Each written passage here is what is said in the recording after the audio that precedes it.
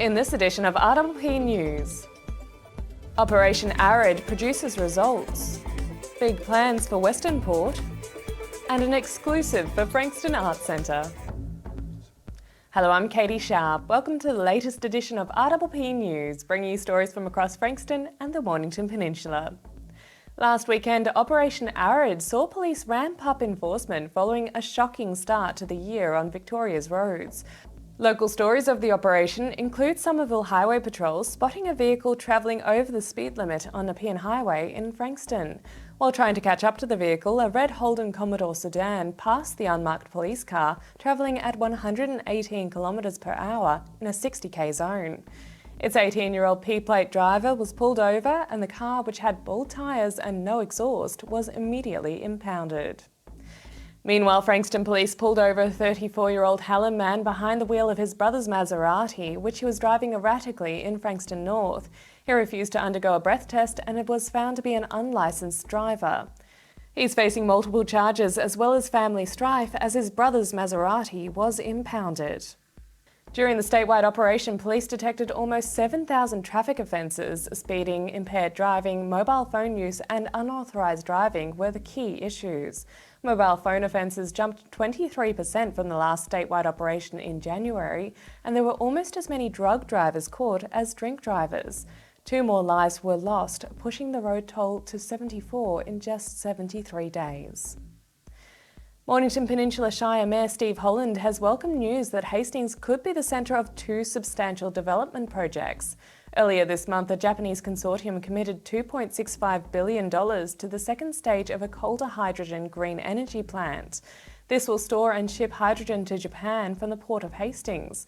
Then this week, the Victorian government announced that Hastings will house a major wind turbine project that the government says could create 6,000 jobs and generate billions of dollars in investment. Mayor Holland says he is not surprised that Hastings has been selected to be at the heart of the projects. Maybe they're just recognising the powerhouse that is the Western Port side of the peninsula. It often gets talked about in some circles as the forgotten side of the peninsula. That's not how we see it as council. The Western Port side of the peninsula, including Hastings, has so much to offer, not just in terms of tourism and hospitality, but also industry, business and innovation as well. So it's great to see some of these projects are going to be commencing. All projects will, of course, have to gain support from local environmental groups who are concerned about the impact such plans may have on Western Port's Ramsar wetlands. Action groups such as Save Western Port have in the past successfully challenged ambitious projects from organisations including AGL and are watching the proposals carefully. The Briars is donating hay to farmers in Rochford in the Macedon Ranges. The region was severely impacted by flooding in late 2022, and many farmers are still struggling with the after effects of that disaster. 300 bales from this year's hay cut will be donated and will be transported to Rochford by the Traralgon Truck Restorers Club. The Briars previously donated hay after the Black Summer bushfires in 2019 and 2020. Researchers at the New South Wales Department of Planning and Environment are asking residents who live around Western Port Bay to keep an eye out for pelicans. The study wants to monitor migration patterns and the high mortality rates of younger pelicans. Researchers say the birds are suffering because of human interaction while trying to navigate power lines and fishing lines. The department says orange bands are used on New South Wales birds, red leg bands for pelicans from the Gippsland Lakes area, and green leg bands for pelicans from around Western Port Bay. If you see a pelican with a coloured leg band, please mail the information to peli.bands@environment.nsw.gov.au. And local boy and comedy legend Sammy J is giving Frankston Arts Centre an exclusive preview performance of his upcoming Australian tour. After 5 years and 200 episodes, Sammy J is stepping away from his weekly ABC TV spot, but not before throwing a giant farewell party.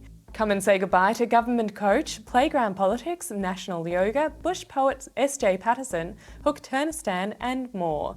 Sammy J's Good Hustle this coming Friday at 7:30, only at the Frankston Arts Centre. After the break, we have this month's Bendigo Bank market update. We are bushfire survivors. We know fire. There you go. Who's in the house? It's over. We've experienced the worst conditions imaginable. So we know how devastating and unpredictable fire can be. And we know how important it is to plan and prepare for fire. Authorised by the Victorian Government. Everyone knows Australia has 4 big banks, but the 5th biggest retail bank is snapping at their heels. It's a bank that's been around for over 160 years, can be found in over 500 locations nationwide, looks after over 1.8 million customers, and is regularly voted one of the most trusted brands out of all the thousands of brands in Australia. Who is this fantastic number 5? Yep, it's Bendigo Bank. The better big bank. Established in 1988, Progress Signs has been servicing the local community for 30 years. Located on the Mornington Peninsula, they are the #1 destination for all your signage needs, specialising in a variety of signage from vehicles to shop fronts, occasional and corporate events, short-term, long-term and everything in between.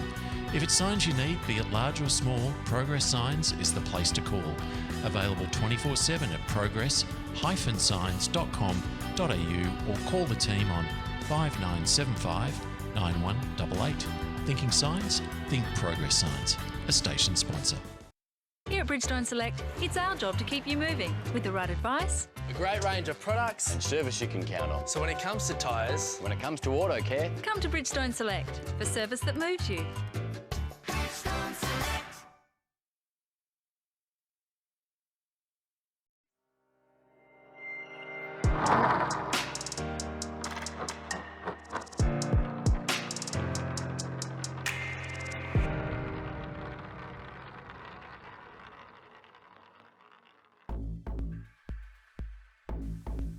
Welcome back. We go now to David Robertson for the Bendigo Bank monthly market update.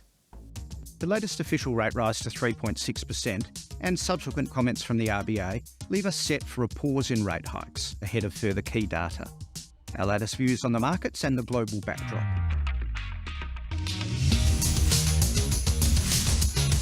The 10th successive RBA rate hike delivered last week leaves official rates 3.5% higher than a year ago. But a range of factors suggest a pause is imminent. As we mentioned last month, we expect a plateau in rates by May, but for the RBA to still maintain a tightening bias. And in the last few weeks, wages growth data released was more benign than forecast. The unemployment rate has increased further to 3.7%. GDP data showed a deceleration in growth and in household spending, and the monthly consumer price index fell from 8.4 to 7.4%. Suggesting that the cumulative impact of the aggressive tightening cycle is starting to show. These events all seem to line up with our expectation that inflation peaked in December. The jobs market, including jobs vacancies, also peaked in late 22, and we expect households to steadily decrease discretionary spending, with a greater share of the family budget needed for interest repayments and the ongoing impact of inflation making all goods and services more expensive. The monthly CPI indicator is a relatively new metric for the RBA to consider, and the quarterly inflation data, out on April 26, will be more important than the next monthly CPI out on March 29th. But it was pleasing to see the monthly data for January a full 1% lower, and for core measures to also fall, even though housing and rental costs, food and holiday travel all remain highly inflated. Spending has rotated from goods to services, but through 2023, inflation is hoped to steadily ease back to closer to 4%, not low enough for rate cuts, but gradually improving. The other factor that may influence the RBA and other central banks around the world is stress in the US banking system, with Silicon Valley Bank suddenly in the headlines and US regulators taking action to stabilise their banking system. So, while this is a localised event and is most unlikely to present global contagion risks, it makes further rate hikes in the US much less likely. As the chart shows, the US Federal Reserve is now expected to only take rates to around 5%. Only a week or two ago, a 6% rate was being discussed. But further US data on inflation, jobs and manufacturing will still be closely scrutinised, and volatility in a range of markets will be elevated. For the RBA, it gives another reason to pause rate hikes for the moment, although they will need to keep warning of potentially higher rates until inflation is back near its target. And lastly, tourism and international arrival numbers continue to pick up, and demand for Australian exports remains strong, which will be crucial to offset the slowing in household spending as higher interest rates weigh on demand. And that's the market update from Bendigo Bank.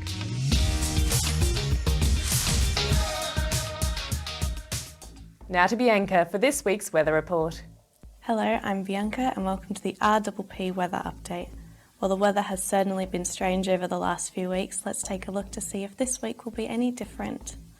Sunday the 19th of March sees a partly cloudy day with some rain. It won't be quite as hot as the day before where we saw the temperature pass the 30-degree mark.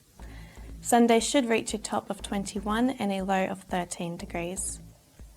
Monday brings us a very overcast day with a high of 21 and a low of 13 degrees. Tuesday sees some sun returning with a high of 25 and a low of 13 degrees. Wednesday sees the clouds returning with a high of 22 and a low of 15 degrees. Thursday remains cloudy with a top of 22 and a low of 14 degrees. Friday could see some sun through those clouds with a top of 19 and a low of 13. And finally, Saturday sees much of the same as Friday with a top of 19 and a low of 12 degrees. Well, that's all for this week. Take care and I will see you next week. And now over to our surf guru Muzz with this week's surf report. Hey, it's Muzz back with this week's Mornington Peninsula Surf Report. Autumn has kicked in. We've got a nice nor'westerly today and another groundswell. It's a bit of a weird angle, but there's waves today in Western Port Bay. It looks like there'll be waves probably tomorrow. Saturday may be a little bit different. And the forecast looks like a fairly solid swell, but not ideal conditions after sort of Friday. You should be able to get in the water. Light onshore, maybe early morning westerlies.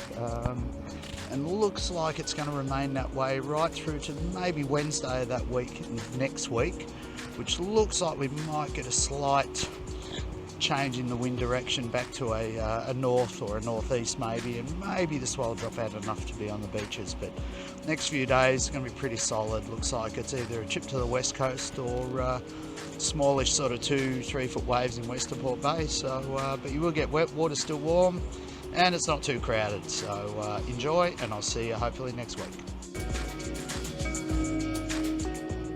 And that's all from our team here at RPP News, serving the community with stories that matter to you. Keep watching and do tell your friends. Bringing you the news from coast to coast across Frankston and the Mornington Peninsula, I'm Catie Sharp. See you for the next edition.